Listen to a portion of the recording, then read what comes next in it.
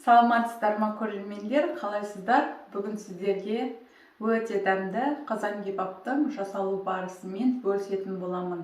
Ең алдымен менің каналыма қолдау білдіріп тіркеліп кетсеңіздер, ұнаса лайк басып комментарий қалдырсаңыздар, және де қоңыраушаны баса кетуді ұмытпаңыздар. Сіздердің әрбір қолдауларыңыз мен үшін маңызды. Ал ендеше қазан кебабымызды бастаймыз. Қазан кебапты жасау үшін бізге қажет болады қойдың еті және де тазартылған картошка, жуа және де чеснок қажет болады. Алдымен жуамызды әрлеу етіп турап аламын.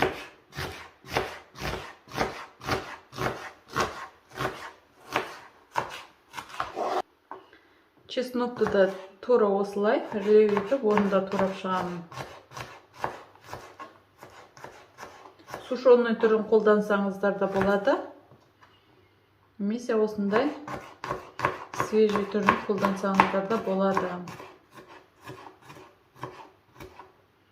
Неке дайын. Енді қуырып бастаймыз. Қызып тұрған қазанымызға өзімізде керек мөлшердегі майды құйып алдым. Және де сотейникке осылай май құйып аламыз. Бұл бізге картошканы қуыру үшін қажет болады.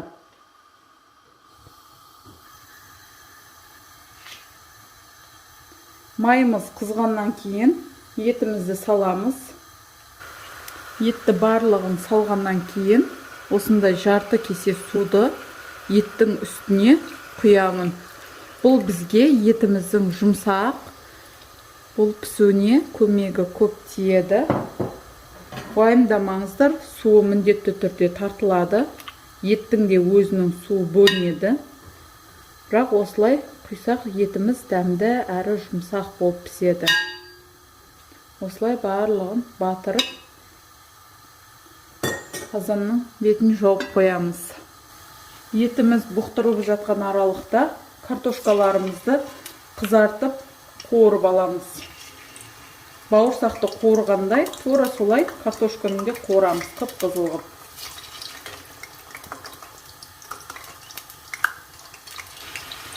Мінекей біздің картошкамыз қуырылып болды. Осылай барлығын қуырып аламыз. Түсі деген әдемі болып шығады осындай.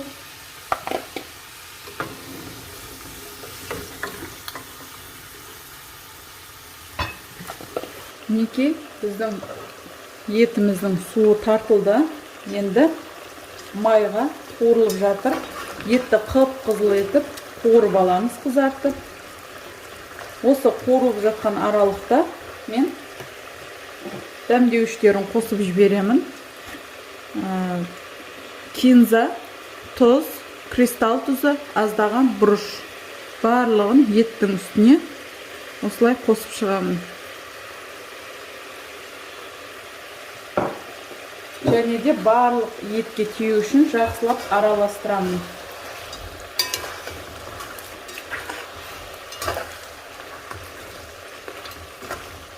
Етіміз қып-қызыл болып қуырылу керек.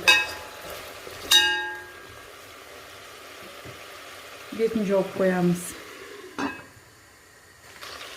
Етіміз қуырылып жатқан аралықта енді жуамызды саламыз. Осылай сарымсақ екеуін бірге қосып жібереміз. Араластырмаймыз. Қазанның бетін ақырын жауып көп қоямыз осылай. Пияздың собы бөлініп етке сіңу керек.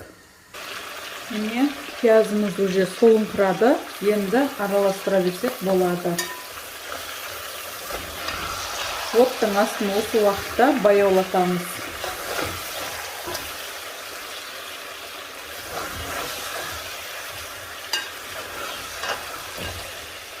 Пиязымыз да қызарып қуырылу керек. Оттың астын өте баяулатып қызартамыз пиязды.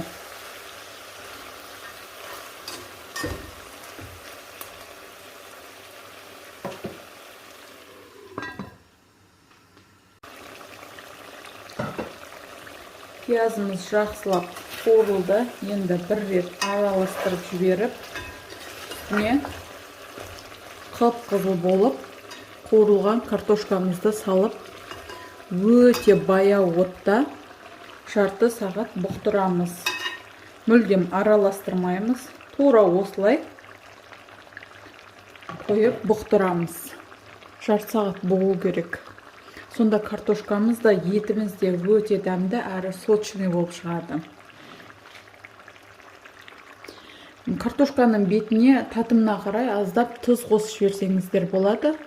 Мен тұз еш нәрсе қоспадым. Тек осылай жарты сағат бұқтырып қоямын.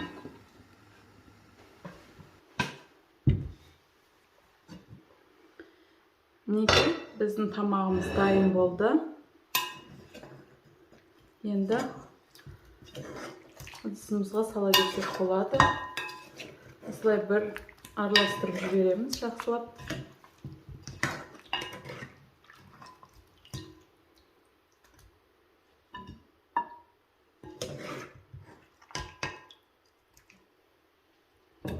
Жұмсақ болып піседі, уайымдамаңыздар.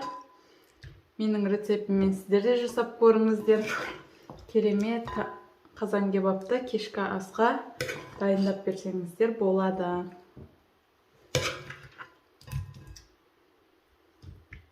Иісі дейтін мұрынды жарып тұр. Мінекей дайын болды. Мен бетіне осылай жуаны укроппен араластырып турадым. Және де көк пиязды турадым осылай. Әсемдеп беремін.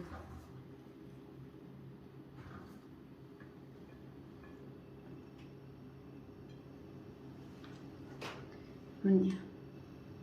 Сіздер де менің рецептіммен жасап көріңіздер. Бізге ас болсын. Сіздермен болған мен Гүлжанар.